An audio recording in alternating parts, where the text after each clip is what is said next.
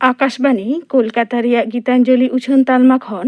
493.3 metre एहबेना तेहेना सानताड़ी आखड़ा।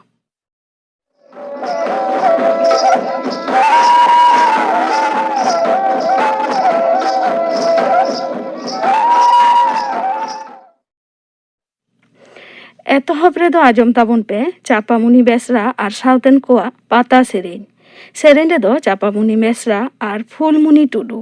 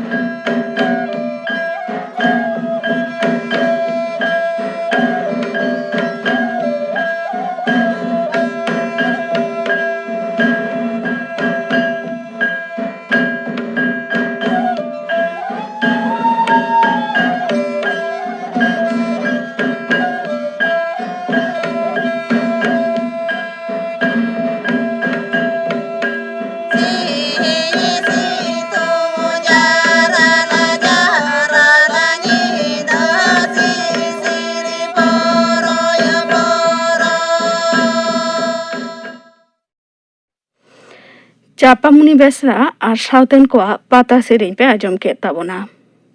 सेरेन रेदो किन ताहे काना चापामुनि बेसरा और फुलमुनि टुडू और मिट घड़िक ताइनम खबर।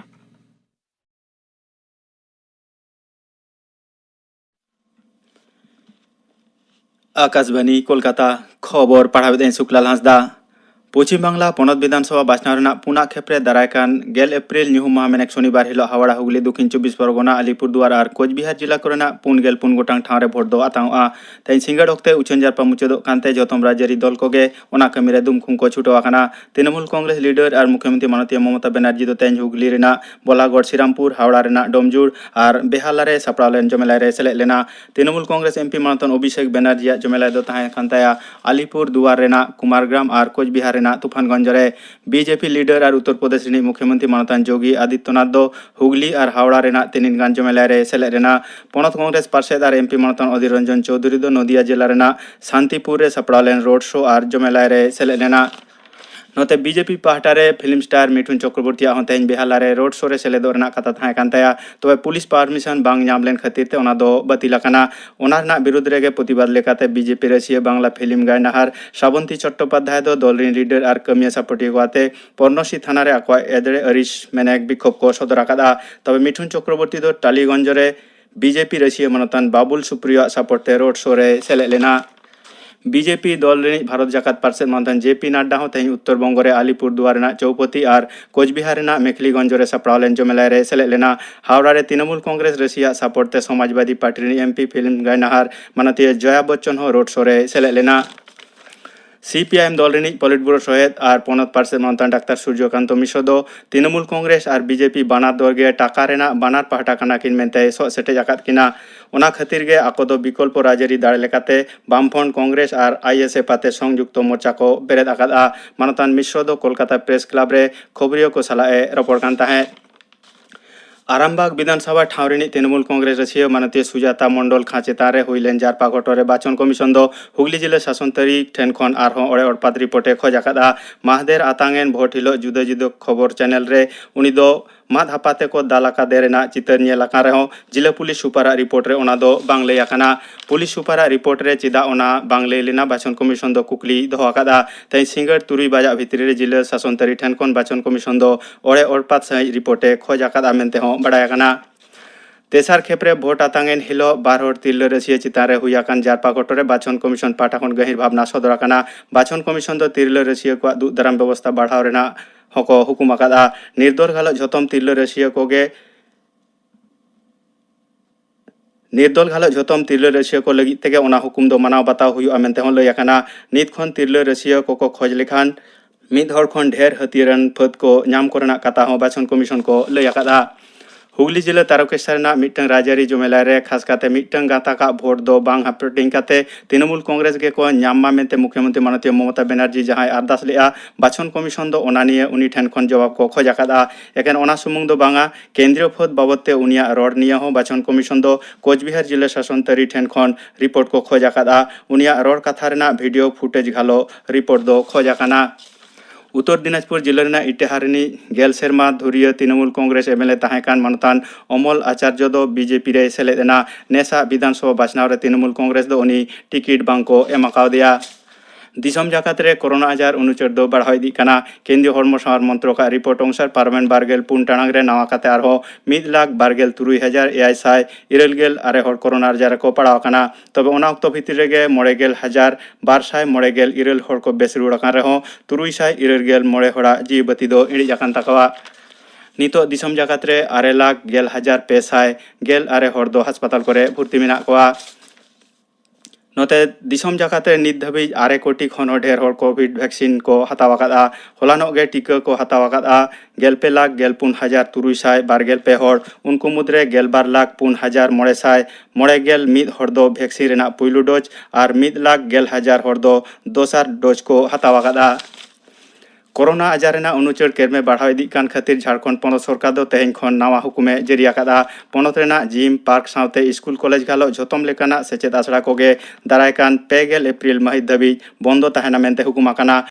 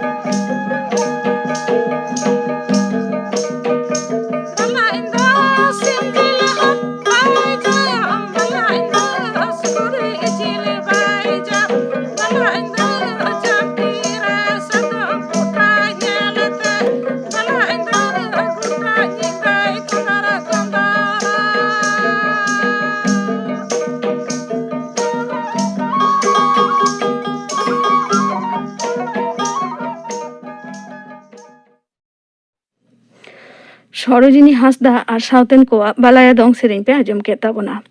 ᱥᱮᱨᱮᱧ ᱨᱮᱫᱚᱭ ᱛᱟᱦᱮᱸ ᱠᱟᱱᱟ ᱥᱚᱨᱳᱡᱤᱱᱤ ᱦᱟᱸᱥᱫᱟ। ᱱᱤᱛᱚᱜ ᱟᱸᱡᱚᱢ ᱛᱟᱵᱚᱱ ᱯᱮ ᱢᱮᱫ ᱚᱠᱟ ᱞᱮᱠᱟᱛᱮ ᱱᱟᱯᱟᱭ ᱵᱚᱱ ᱫᱚᱦᱚᱭᱟ ᱱᱚᱣᱟ ᱥᱟᱛᱟᱢ ᱵᱟᱵᱚᱫ ᱛᱮ ᱰᱟᱠᱛᱟᱨ ᱯᱨᱮᱢ ᱠᱩᱢᱟᱨ ᱦᱟᱸᱥᱫᱟ ᱥᱟᱶ ᱠᱩᱯᱩᱞᱤ ᱨᱚᱯᱚᱲ। ᱠᱩᱠᱞᱤ ᱨᱮᱫᱚ ᱨᱟᱵᱚᱱ ᱵᱟᱥᱠᱮ। ᱟᱵᱚ ᱦᱚᱲᱢᱚ ᱨᱮᱭᱟᱜ ᱦᱤᱸᱥ ᱠᱚ ᱢᱩᱫᱽᱨᱮ ᱢᱮᱫ ᱫᱚ ᱡᱷᱚᱛᱚ ᱠᱷᱚᱱ ᱥᱚᱨᱮᱥᱟᱱᱟᱜ ᱠᱟᱱ ᱛᱟᱵᱚᱱᱟ। ᱢᱮᱫ ᱚᱠᱟ ᱞᱮᱠᱟ ᱠᱟᱛᱮ ᱱᱟᱯᱟᱭ ᱫᱚᱦᱚ ᱦᱩᱭᱩᱜ ᱛᱟᱵᱚᱱᱟ ᱥᱮ ᱢᱚᱡᱽ ᱵᱚᱱ ᱫᱚᱦᱚᱭᱟ ᱚᱱᱟ ᱵᱟᱵᱚᱫ ᱛᱮ ᱜᱟᱞᱢᱟᱨᱟᱣ ᱞᱟᱹᱜᱤᱫ आकाशवाणी कोलकाता केंद्र रिया सानताड़ी अखड़ा रे नेवता कथे अगू हुई कना डाक्टर प्रेम कुमार हांसदा। डाक्टर बाबू मा आले पाटा खन जोहार। मा जोहार। डाक्टर बाबू पोइलू रेगे बाडाय बुझाव कना मेद दो अबुआ तीन लक्तियाना हिस कना। अबु मानवा मेद दो अबुरेन सिसिर जवे एम कावट बुना उना दो अडी मारांग दान कना। नो मेद किनते अबु दो अबुआ जनाम धरती बुन नेल रस्क कना।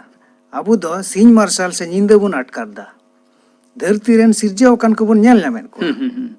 आर उनाते नुकु चेणे आर जानवर को दो बुन ᱧᱩᱛᱩᱢ काट कोआ आर अबुरेन जनाम किन गो बाबा आर बुया मिश्रा आर पीड़ा परवा को बुन नेल टिकेट कोआ मासे बुन हुदिसमा अबुआ नेल दाड़ी मुंदी लेनखान से ᱧᱩᱛ गी बुन बेंगेल लेखान चिलिका बुन बुझ किया। अच्छा डाक्टर बाबू अब मिट्टांग गिद्रे जनामिना गिद्रे जनाम तायम खन उनिया मेद दो तीन उमेर हाबिज दो मोच ताहिना। मी हर जनाम कते गिद्रे खोज उका नेल दाड़ी मेना उना दो नपाय गी तहेना मेनखान पुन गेल सिरमा तायम अच्छा उनिया उमर तीन पारम चला तया अब नेल दाड़ी क्षमता दो बयस होई साव सावते नोआ दो कम जिरो। अच्छा 40 बछर बयस हाबिज दो उनी दो ठीक गे ताहिन तया। तो उना 40 बछर बई बईते पारम इदी लिखा आदो उनिया दो ना नेल दाड़ी क्षमता से उका दाड़ी उना दो कम इदी तया। अच्छा डाक्टर बाबू उना क्षमता जहां कमो तया उना दो चिकी लेकाते बुझिया जे उनी कम इदी कान तया उना के जहां पढ़ाव करे से सोर नेला रे संगी नेरा रे उका लेका काते उना दो बुझिया। पहिल दो उकारे नेलोआ उनी हर दो लहाते अकोय फरक खय होड़े नेल ᱧᱟᱢᱮᱫ को तेना अकुरे निजेर होड़े नेल ᱧᱟᱢᱮᱫ को तेना उनी दो बाय ठिकौ को। अच्छा आर असुरा दो नोंका हुयुग कना बांग दो उनी दो पढ़ाव दाड़िया कान मजते से सुई सुतुम गुतु समय हैं आर उका दो खंतार को हो अडी मुश्किल गे आइको बायरो दाड़िया नोआ को दो पहिला चिन्ह कना लक्षण कना जे नोय दो बई बईते में दाड़ी कम जहां खातिर गे कि ओने 40 बछर बयस टाइम खन चश्मा आइमा हर गे चश्मा दो व्यवहार अकोय दो शहर रे को तहेना से अकोय थोड़ा पढ़ा को बडाय से अकोय ऑफिस करे कमी हियु तकवा उनको दो चश्मा दो को हतावत गया अदो ओने तीन रे को अटकार दा जे नोआ दो बई नेल ᱧᱟᱢ दाड़िया कना नेल चो कना को चश्मा को बदल दा। अच्छा होय जे में बड़ी रेना कथा कोम लई किदा नोआ तो ओका लेका कते चिकते बड़ी जो उमर हुई लेन कान गी अबुआ जत्तो के दाड़ी जेमन खमता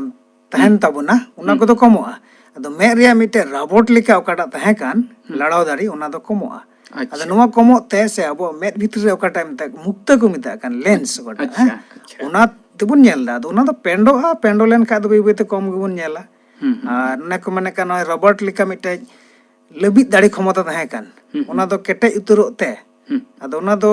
बाबुन नेल ᱧᱟᱢ दाड़िया मजते उना दो कना विटामिन दो अडी जरूरा। अदो विटामिन दो मिटे जनाम गिद्र हो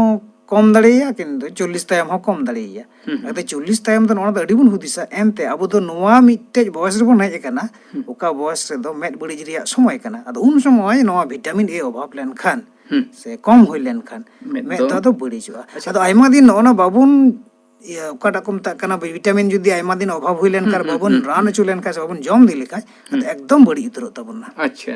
अच्छा हांडी पूरे पुंगी न्यूते नोआ कोते हो की मेद को बड़ी दाड़िया से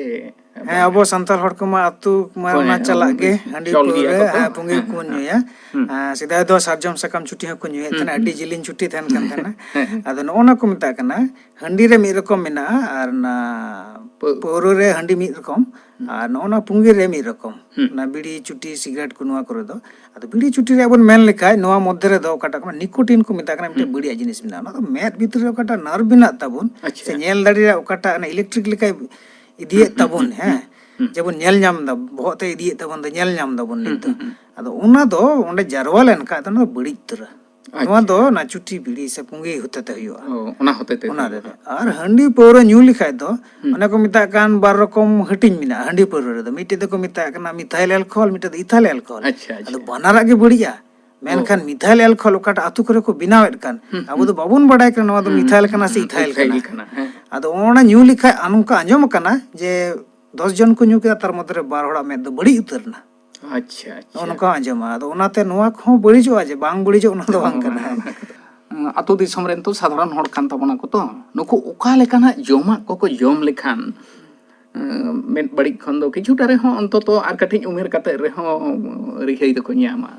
ᱟᱫᱚ ᱢᱮᱫ ᱨᱮᱭᱟᱜ ᱡᱚᱛᱱᱚ ᱫᱚ ᱟᱹᱰᱤ ᱡᱟᱹᱨᱩᱲ ᱜᱮ ᱛᱟᱵᱚᱱᱟ ᱦᱮᱸ ᱠᱟᱹᱴᱤᱡ ᱠᱷᱚᱡ ᱚᱱᱟ ᱠᱚ ᱦᱮᱣᱟ ᱠᱚᱣᱟ ᱡᱮᱢᱚᱱ ᱵᱮᱨᱮᱫ ᱛᱚᱨᱟ ᱵᱚᱱ ᱦᱩᱛᱩᱢᱚᱜᱼᱟ ᱟᱫᱚ ᱟᱵᱚ ᱫᱚ ᱟᱛᱳ ᱫᱤᱦᱟᱹᱛ ᱨᱮ ᱦᱚᱲ ᱫᱚ ᱱᱚᱣᱟ ᱦᱩᱭᱩᱜ ᱠᱟᱱᱟ ᱥᱟᱯᱷᱟ ᱫᱟᱜ ᱫᱚ ᱢᱮᱫ ᱨᱮᱵᱚᱱ ᱞᱟᱜᱟᱣᱟ ᱵᱟᱹᱲᱤᱡ ᱫᱟᱜ ᱫᱚ ᱵᱟᱵᱚᱱ ᱞᱟᱜᱟᱣᱟ ᱚᱱᱟ ᱡᱮᱢᱚᱱ ᱡᱟᱨᱣᱟ ᱟᱠᱟᱱ ᱰᱩᱵᱨᱟᱜ ᱫᱟᱜ ᱨᱮ ᱚᱠᱟᱴᱟᱜ ᱡᱟᱨᱣᱟ ᱟᱠᱟᱱᱟ ᱢᱟᱹᱭᱞᱟᱹ ᱜᱮᱭᱟ ᱚᱱᱟ ᱛᱮᱵᱚᱱ ᱢᱮᱫ ᱨᱮᱵᱚᱱ ᱟᱫᱮᱨ ᱞᱮᱠᱷᱟᱡ ᱫᱚ ᱢᱮᱫ ᱫᱚ ᱱᱩᱱᱟᱹᱜ ᱱᱚᱨᱚᱢ ᱡᱤᱱᱤᱥ ᱠᱟᱱ ᱛᱟᱵᱚᱱᱟ ᱫᱟᱢᱤᱱ ᱡᱤᱱᱤᱥ ᱠᱟᱱ ᱛᱟᱵᱚᱱᱟ ᱟᱫᱚ ᱱᱚᱣᱟ ᱨᱮ ᱡᱟᱦᱟᱱᱟᱜ ᱛᱤᱡᱩ ᱠᱚ ᱵᱚᱞᱚ ᱞᱮᱱᱠᱷᱟᱡ ᱦᱚᱸ ᱵᱟᱹᱲᱤᱡ ᱫᱟᱲᱮᱭᱟᱜᱼᱟ ᱟᱨ ᱚᱱᱟ ᱵᱤᱥᱮᱥ ᱠᱟᱭᱛᱮ ᱱᱚᱜᱼᱚ ᱱᱟ 40 ᱵᱚᱪᱷᱚᱨ ᱯᱟᱨᱚᱢ ᱞᱮᱱᱠᱷᱟᱡ ᱟᱫᱚ ᱱᱚᱜᱼᱚ ᱱᱚᱣᱟ ᱟᱵᱚ ᱵᱤᱯᱚᱫ ᱱᱟᱠᱷᱟᱨᱮ ᱢᱮᱱᱟᱜ ᱵᱚᱱ ᱛᱮ 40 ᱛᱟᱭᱚᱢ ᱫᱚ ᱟᱫᱚ ᱩᱥᱟᱹᱨᱟ ᱵᱟᱹᱲᱤᱡ ᱜᱚᱫᱚᱜᱼᱟ ᱟᱫᱚ ᱚᱱᱟᱛᱮ ᱚᱱᱟ ᱠᱚ ᱢᱮᱱ ᱠᱟᱱᱟ ᱟᱹᱨᱩᱵ ᱥᱟᱯᱷᱟ ᱫᱤᱱᱟᱹᱢ ᱢᱚᱡᱽ ᱫᱟᱜ te ᱚᱠᱟ ᱠᱚ ᱢᱮᱛᱟᱜ ᱠᱟᱱᱟ ᱠᱚᱞ ᱫᱟᱜ te ᱡᱚᱛᱚ ᱠᱷᱚᱡ ᱫᱚ ᱢᱚᱡᱚᱜᱼᱟ ᱟᱪᱪᱷᱟ ᱤᱱᱟᱹ ᱵᱮᱜᱚᱨ ᱱᱚᱣᱟ ᱫᱚ ᱯᱟᱹᱦᱤᱞ ᱡᱚᱛᱱᱚ ᱠᱟᱱᱟ ᱫᱚᱥᱟᱨ ᱡᱚᱛᱱᱚ ᱫᱚ ᱦᱩᱭᱩᱜ ᱠᱟᱱᱟ ᱟᱵᱚᱣᱟᱜ ᱡᱚᱢ ᱧᱩ ᱨᱮ ᱴᱷᱤᱠ ᱴᱷᱟᱠ ᱛᱟᱦᱮᱱ ᱦᱩᱭᱩᱜ ᱛᱟᱵᱚᱱᱟ ᱡᱮᱢᱚᱱ ᱟᱵᱚ ᱫᱚ ᱡᱟᱦᱟᱱᱟᱜ ᱜᱮᱵᱚᱱ ᱡᱚᱢ ᱫᱟᱠᱟ ᱩᱛᱩ ᱵᱚᱱ ᱡᱚᱢ ᱠᱤᱱᱛᱩ ᱦᱟᱹᱨᱭᱟᱹᱲᱟᱜ ᱡᱤᱱᱤᱥ ᱫᱚᱵᱚᱱ ᱡᱚᱢ ᱠᱟᱱᱟ ᱦᱟᱹᱨᱭᱟᱹᱲ ᱥᱟᱠᱟᱢ ᱚᱠᱟᱴᱟᱜ ᱥᱮᱫᱟᱭ ᱫᱚ ᱟᱵᱚ ᱦᱚᱲ ᱠᱚ ᱡᱚᱢᱮᱫ ᱛᱟᱦᱮᱱᱟ ᱟᱲᱟᱜ ᱛᱮᱠᱮ ᱚᱱᱟᱛᱮ ᱩᱱᱠᱩᱣᱟᱜ ᱢᱮᱡᱽ ᱫᱚ ᱱᱟᱯᱟᱭ ᱛᱟᱦᱮᱱ ᱠᱟᱱᱟ ᱟᱨ ᱱᱮᱛᱟᱨ ᱫᱚ ᱟᱵᱚ ᱫᱚᱵᱚᱱ ᱛᱷᱚᱲᱟ ᱵᱚᱱ ᱵᱟᱪᱷᱟᱣ ᱮᱫᱟ ᱥᱮ ᱵᱟᱝ ᱧᱟᱢᱚᱜ ᱠᱟᱱᱟ ᱱᱚᱝᱠᱟ ᱦᱩᱭᱩᱜ ᱠᱟᱱᱛᱮ ᱟᱫᱚ ᱱᱚᱜᱼᱚ ᱫᱚ ᱦᱟᱹᱨᱭᱟᱹᱲ ᱠᱚᱢ ᱦᱩᱭᱩᱜ ᱠᱟᱱ ᱢᱟᱱᱮ ᱡᱟᱦᱟᱱᱟᱜ ᱟᱲᱟᱜ ᱥᱟᱠᱟᱢ ᱫᱚ ᱡᱚᱢ ᱛᱮᱜᱮ ᱦᱩᱭᱩᱜᱼᱟ ᱟᱫᱚ ᱱᱚᱣᱟ ᱠᱚᱨᱮ ᱫᱚ ᱵᱷᱤᱴᱟᱢᱤᱱ ᱮ ᱢᱮᱱᱟᱜᱼᱟ ᱚᱱᱟ ᱫᱚ ᱢᱮᱫ ᱞᱟᱹᱜᱤᱫ ᱟᱹᱰᱤ ᱡᱤᱭᱟᱹ ᱟᱛᱳ ᱫᱤᱥᱚᱢ ᱨᱮ ᱱᱚᱝᱠᱟ ᱦᱚᱸ ᱧᱮᱞ ᱟᱠᱟᱱᱟ ᱡᱟᱦᱟᱸᱭ ᱦᱚᱭᱛᱳ 60 ᱵᱚᱪᱷᱚᱨ ᱞᱮᱠᱟ ᱩᱢᱮᱨ ᱦᱩᱭᱩᱜ ᱠᱟᱱ ᱛᱟᱭᱟ ᱩᱱᱤ ᱦᱚᱸ ᱪᱚᱥᱢᱟ ᱫᱚ ᱵᱟᱭ ᱦᱚᱨᱚᱜ ᱮᱫᱟ ᱯᱟᱲᱦᱟᱣ ᱫᱟᱲᱮᱭᱟᱜ ᱠᱟᱱᱟᱭ ᱥᱚᱦᱚᱨ ᱮᱞᱟᱠᱟ ᱠᱚᱨᱮ ᱡᱟᱦᱟᱸᱭ ᱠᱚᱵᱚᱱ ᱦᱮᱡ ᱟᱠᱟᱱᱟ ᱩᱱᱠᱩᱣᱟᱜ ᱢᱮᱫ ᱫᱚ ᱟᱹᱰᱤ ᱠᱚᱢ ᱵᱚᱭᱮᱥ ᱠᱷᱚᱱ ᱜᱮ ᱡᱟᱦᱟᱸ ᱚᱱᱟᱢ ᱞᱟᱹᱭ ᱠᱮᱫᱟ 40 ᱵᱚᱪᱷᱚᱨ ᱠᱷᱚᱱ ᱜᱮ ᱵᱟᱹᱲᱤᱡᱚᱜ ᱠᱟᱱᱟ ᱚᱱᱟ ᱨᱮᱱᱟᱜ ᱠᱟᱨᱚᱱ ᱫᱚ ᱪᱮᱫ ᱠᱟᱱᱟ ᱠᱟᱨᱚᱱ ᱫᱚ ᱦᱩᱭᱩᱜ ᱠᱟᱱᱟ ᱚᱱᱟ ᱡᱩᱫᱟᱹ ᱞᱮᱠᱟᱢ ᱢᱮᱱ ᱞᱮᱠᱷᱟᱡ ᱟᱫᱚ ᱚᱠᱚᱭ ᱥᱚᱦᱚᱨ ᱠᱚ ᱦᱮᱡ आकाना उनको दो को मेद ᱨᱮᱭᱟᱜ ᱠᱟᱹᱢᱤ ᱦᱩᱭᱩᱜ ᱠᱟᱱ ᱛᱟᱠᱚᱣᱟ 10टा ᱠᱷᱚᱡ ᱚᱯᱷᱤᱥ ᱮ ᱮᱦᱚᱵ ᱠᱮᱫᱟ ᱩᱱᱤ ᱫᱚ ᱟᱫᱚ ᱚᱱᱟ ᱚᱞ ᱨᱮ ᱵᱤᱞ ᱨᱮ ᱡᱟᱦᱟᱱ ᱨᱮᱜᱮ ᱩᱱᱤ ᱫᱚ ᱛᱟᱦᱮᱸᱭᱮᱱᱟ ᱟᱫᱚ ᱫᱤᱱᱟᱹᱢ ᱢᱮᱫ ᱨᱮ ᱢᱤᱫᱴᱮᱡ ᱪᱟᱯ ᱯᱟᱲᱟᱜ ᱠᱟᱱᱟ ᱚᱱᱟᱛᱮ ᱱᱩᱠᱩᱣᱟᱜ ᱫᱚ ᱪᱚᱥᱢᱟ ᱛᱮ ᱵᱟᱹᱲᱛᱤᱜ ᱠᱟᱱᱟ ᱟᱪᱪᱷᱟ ᱰᱟᱭᱟᱵᱮᱴᱤᱥ ᱨᱮᱱᱟᱜ ᱡᱟᱦᱟᱸ ᱢᱮᱫ ᱵᱟᱹᱲᱤᱡ ᱥᱚᱸᱜᱮ ᱚᱱᱟ ᱨᱮᱱᱟᱜ ᱢᱤᱫᱴᱟᱝ ᱤᱭᱟᱹ ᱠᱚ ᱢᱮᱱᱟᱜᱼᱟ ᱦᱮᱸ ᱰᱟᱭᱟᱵᱮᱴᱤᱥ ᱢᱟᱛᱚ ᱟᱹᱰᱤ ᱢᱟᱨᱟᱝ ᱡᱤᱱᱤᱥ ᱠᱟᱱᱟ ᱟᱵᱚᱣᱟᱜ ᱚᱱᱟ 4 ᱥᱮᱨᱢᱟ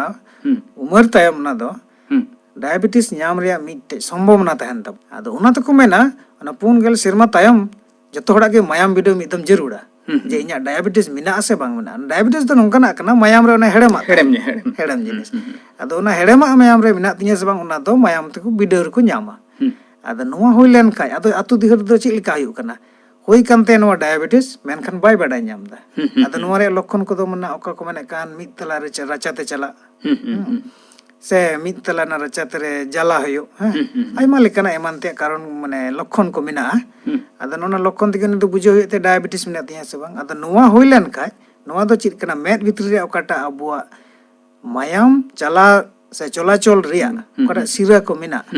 ओना दो बे बेते तेपेट इदिया ओ अच्छा अच्छा आदो तेपेट इदि लेखाय मायाम बान चला लेन खान मेद दो बड़ी आ नोवा बड़ी दो को मता कना अडी मुश्किल बड़ी अच्छा अच्छा आदो नोवा दो जहाना ऑपरेशन थे बांग जुतुआ एकेन डायबिटीज बांग चाबा टिके कते बांग चले खान अच्छा आर चेत चेत ने उनकाना रोग तमे बड़ी दाड़िया आयमा लेका के मेना आदो ओना को मता कना कटी कटी जेमन ने मेद रे आरा ᱧᱟᱢ बन आरा को ᱧᱟᱢ बन ओना को मता कन कंजंक्टिवाइटिस जय बांगला है नोआ को दो मिद घड़ी लगित कना ओना को दो अडी अस्बिता दो बांग कना होय गदो गया आदो एनो सावधान बन तायना ओना 4 सेरमा तायम तायम दा अब जेहेतु नो माने कन नोआ विपद नाखा रे मिना बना है ओनाते सावधान तने गया किंतु बढ़ती कायते ओकाटा इन मेना ओना दो मेडिकल कैंप करे नोआ हले ले नेल बड़ाव कदा जे मिद होड़ा प्रेशर ना ब्लड प्रेशर तो अडी जस्ती उनी दो बाय बुझ कदा जे इना प्रेशर उना जस्ती और उनी दो ले दे इन दो कम गी नेल दा मे त चितान को नेलो कानते ओने को मता कान मुक्त दो बांग बदला कानते अडी दो मेनखान बाय नेल लमदा आदो तायम ते वीडियो कते नोआ नेलो कना जे नोय बढ़ती प्रेशर होय लेन खाय मे रिया का नेल क्षमता तहन ओना तायम रे मेना मिटे पर्दा लेका आदो उना ती बन नेलदा उना दो मायाम चापते छाडा अच्छा अच्छा हैं आदो रेटिनल डिटैचमेंट को मता कना आदो ओना दो होइलेन खा मिदम आदो सारा जीवन आदो बांग बिसुआ आदो संगे संगे आचका गे नोआ माने बांग नेल दाड़ी क्षमता है आचका ते बुझा आचका गे हुआ आदो ओनाते प्रेशर को दो ओका को मता कना अडी ख्याल रे बन दोहया आर जहाना कैंप को हुई कर बन चेक होचुया से अबरन सुरन डाक्टर को तन खाय प्रेशर को बन नेल होचुया डाक्टर बाबू उना लगे अपन में ओका लेखाते अब में तो नापाय तबन दो में दो डी अभी दामान जिनिस कान तबना में मिदम बन आद लेखा नेल दाड़ी क्षमता अदो तिना जिनिस अब बन आदा ओना बन बुझाव केत उनाते नोवा में जतन लगित अब मिद बार कथा आंजम बना नोवा दो हुयुक कना अब में नापाय दोहय लगित ते में रिया जतन दो नोंका लेका कना पहिल दो हुयुक कना अब जपित खज बिरिट कते सीता ओकाटा दा बन व्यवहार दा मौज ते नापाय ते बन अरूप सपा दूसरा दो हुयुक कना में बन बिडाव चुया जेमन ओने आई कैंप को हुयुक ओंडे बन सेलेदोआ केन में रिया भितर कारण दो अब दो बाबन बुझा मेनखान उनको डॉक्टर ते चलाव लेनखान उनको दो को सिंद्रा नाम दाड़िया जे नोवा दो में रिया कारण मिना तया नेल अचु हुयुक तया और नुई दो नेल अचु लेनखान पासे नोवा नेल दाड़ी क्षमता दो तहन तया आरो थोड़ा दे दूसरा दो हुयुक मेडिकल कैंप करे उना कर दो चिद हुयुक कना मेडिकल कैंप तो नोंकान गुरुत्वपूर्ण हुयुक कना जे मेडिकल कैंप पे चला लेनखान उनिया दो प्रेशर बांदो डायबिटीज इटा को बढ़ाई नामो उनाते मेडिकल कैंप हो मेड बखरा दो दूसर नखाते जोड़ाव कना और तीसरा दो नोवाñ मेना हरियर आड़ा ओकाटा मेना उना दो अब बन जम पुना दो नोवा हुयुक कना बड़ीजा ओकाटा बुलो जिनिस ओने बन गालमाराव के हंडी पुर से छुट्टी नेसा जिनिस पुंगी को हे नोवा को दो तिना बन कम दाड़िया 4 सेरमा तायम उमर बा 40 उमर तायम उना गी नापाया एनते नोवा दो जारवा इदीते और नोबा बयस हुयुक ते बनार मिलाव केते गी उसरा गे नेल दाड़ी क्षमता दो कमो तबना और मुचा रे दो नोवा कथाइन लैया जहाना मेना मुश्किल रे बन पड़ा बांग दो कम गे बन नेलेत कान बांग दो बारिया बन नेलेत कान बांग दो सुर रिया बांग दो फरक रिया जहाना गे नेल रे असुविधा हुयुक कान मेद हासुए बन नोवा को हुई लेन खाय दो मेद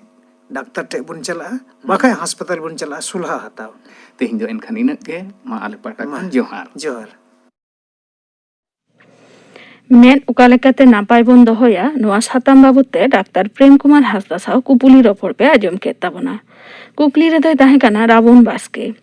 नीतो आजम ताबन पे गापाना आखड़ा कामी हरा गापा मैत्री चैनल रे तिकिन 12:30 खन 1 बजे हाबि उछनोआ सानताड़ी सेरेñ आखड़ा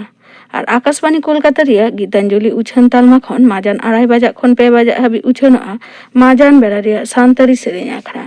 और सिंगड़ आखड़ा रे दो आजमोआ रीना मुर्मू और सावतन को सेरेñ सरस्वती किस्कू और सावतन को सेरेñ